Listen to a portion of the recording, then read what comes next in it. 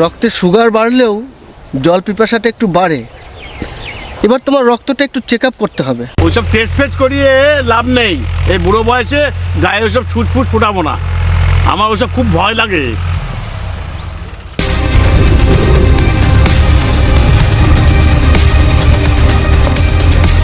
আরে দারোগাবাবু, আপনি মাঠে ঘাটে ঘুরে বেড়াচ্ছেন, আসামি ফাসামি আছে নাকি? হ্যাঁ, তা এক প্রকার বলতে পারিস, তোকেই খুঁজছি। তোর বাড়িতে গিয়েছিলাম, তোর বউ আমাকে বললো তুই মাঠে আছিস। চল দেখিনি, এমএলএ সাহেব তোকে ডাকছে, এক্ষুনি যেতে হবে, চল। আপনি আমার বাবাকে তুই তুকারি করছেন কেন? আমার বাবা না আপনার চেয়ে অনেক বড়? আপনারা তো সমাজের সেবক। হাবিলদার, একটু সমঝে দাও তো। সমঝে দাও মানে? মানে আবার কি, দুজনকে ইচ্ছা করলে তুলে নিয়ে যেতে পারি। জানিস না দারোগাবাবুর সঙ্গে কীভাবে কথা বলতে হয়? ঠিক আছে স্যার, ওর কথায় রাগ করবেন না। এখনই কি আমার যেতে হবে এমএলএ সাহেব বাড়ি? আমি এদিকে আসছি, এমএলএ সাহেব শুনে বললেন তোকে এক্ষুনি নিয়ে যেতে। আপনি কি এমএলএ সাহেবের চাকর নাকি? ওনার তো অনেক লোক আছে, তা আপনার মতন একজন দারোগাকে দিয়ে এইসব করাচ্ছে? বড্ড বেশি কথা বলছিস বেটা। ইচ্ছা করলে না 782 ধারায় তোকে পুলিশের কাছে বাধা দেওয়ার অপরাধে 7 বছরের জেল খাটাতে পারি। জানিস কি এটা? ঠিক আছে, চলুন এমএলএ সাহেবের বাড়িতে এখনই। চল বেটা, মানুষ চাষা।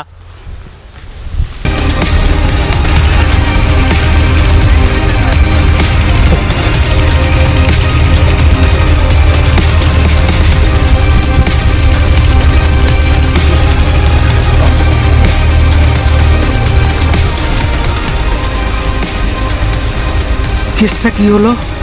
আমিও তাই ভাবছি কি হলো ব্যাপারটা। এতক্ষণ তো আপনারা চুপ করেছিলেন। কই আপনাদের কোনো প্রশ্ন কিংবা উত্তর তো এত সময় ছিল না? আসলে দারোগাবাবু হুট করে এসে মানুষদাকে নিয়ে চলে যাবে এটা ভাবতেই পারিনি। চলুন আমরা সকলে মিলে এমএলএর বাড়ি যাই। হ্যাঁ, চলো চলুন, চলো চলো। চলুন, আমাকে তো যেতেই হবে।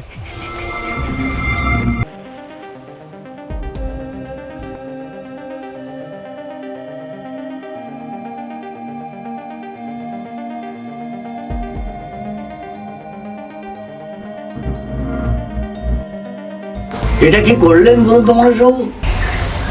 স্যার, আপনি এই চাষাকে মানুষবাবু বললেন? আরে এরা হচ্ছে চাষা, চাষাকে কি মানুষবাবু বলে? হ্যাঁ, তা ঠিক। আসলে আমার গ্রামের লোক তো, আমার প্রজা, সবচেয়ে বড় ভোটার। কাকাবু, তাহলে আপনিই বলুন।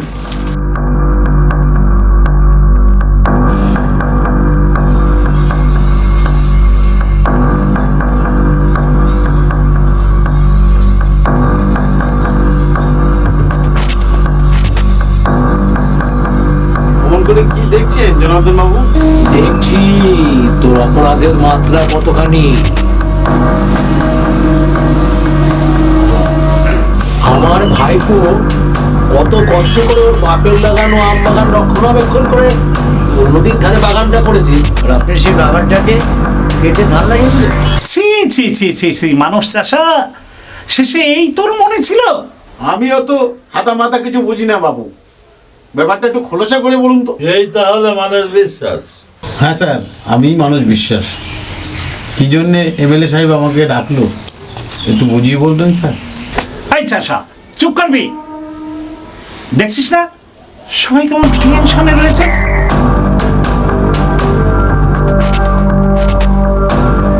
এমএলএ সাহেব এরা খারাপ? এরা আমার পাড়ার, আর এটা আমার ছেলে সুব্রত।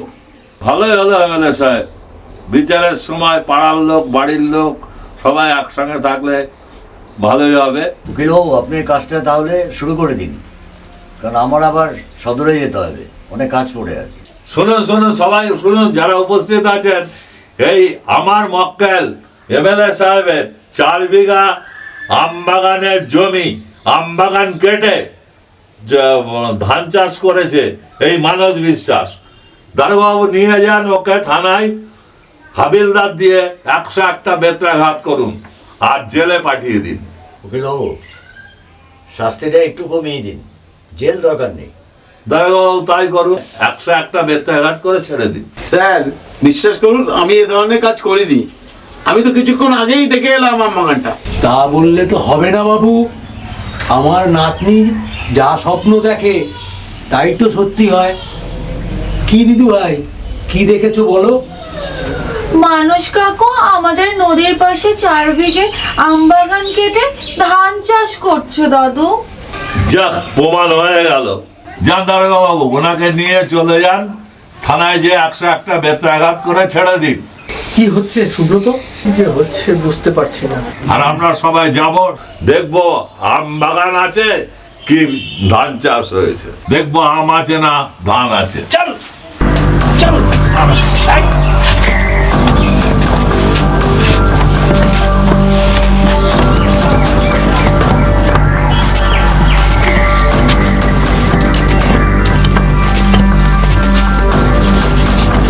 একদম ঠিক বিচার হয়েছে। কি বলো রানা? না, আমার ঠিক পছন্দ হলো না। কি বলেন উকিল বাবু? না না, ঠিকই আছে। পাপা, আমার কিন্তু এই বিচারটা খুব ভালোই লেগেছে। আমার মাথায় আসছে না যে উনার মেয়ে স্বপ্ন দেখলো অথচ বাস্তবটা দেখলো না। হ্যাঁ, আম বাগান যেখানে ছিল সেখানেই আছে, অথচ আমার বাবাকে 101টা চাবুকের ঘা খেতে হলো। পুলিশ, দারোগা, উকিল, এমএলএ সাহেবের বাড়িতে একসঙ্গে কোর্ট কাছারি থানা বানিয়ে ফেললো।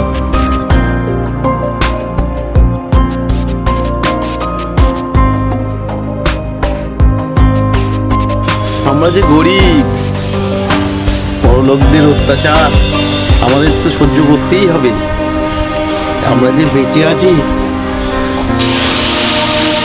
এই আমাদের বড় পাওনা। না বাবা, এর একটা বিহিত হওয়া দরকার। গ্রামের মানুষকে এক জায়গায় করে একটা প্রতিবাদ করতে হবে।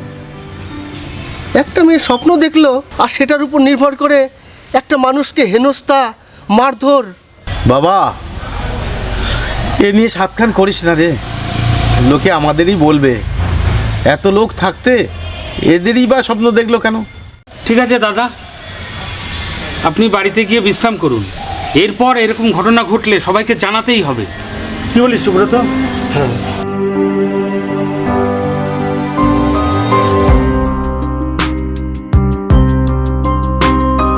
বাবাকে দেখলে বড় কষ্ট হয়, বুঝলে সুদর্শন কাকা?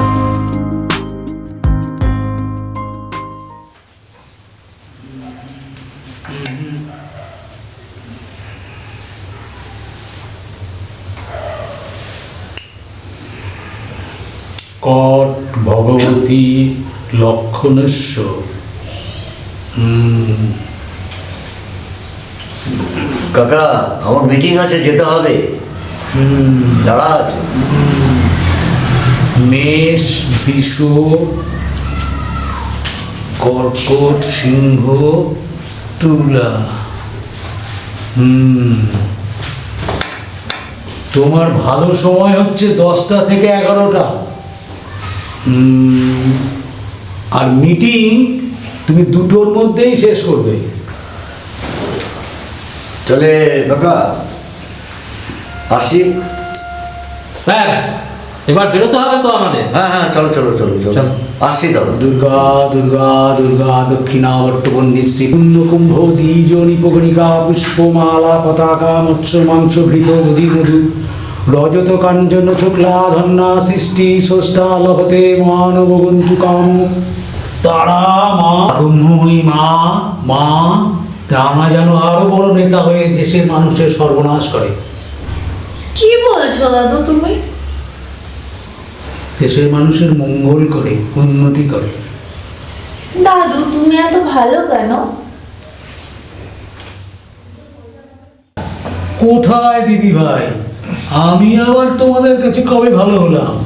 তুমি সব সময় আমাদের ভালো থাকার জন্য প্রার্থনা করো, আমাদের কত ভালো ভালো কথা বলো।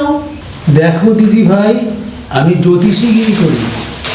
কখনো ভালো, কখনো মন্দ, কারো যাত্রা কখনো শুভ, কখনো অশুভ, কখনো মেলে, কখনো আবার মেলে না।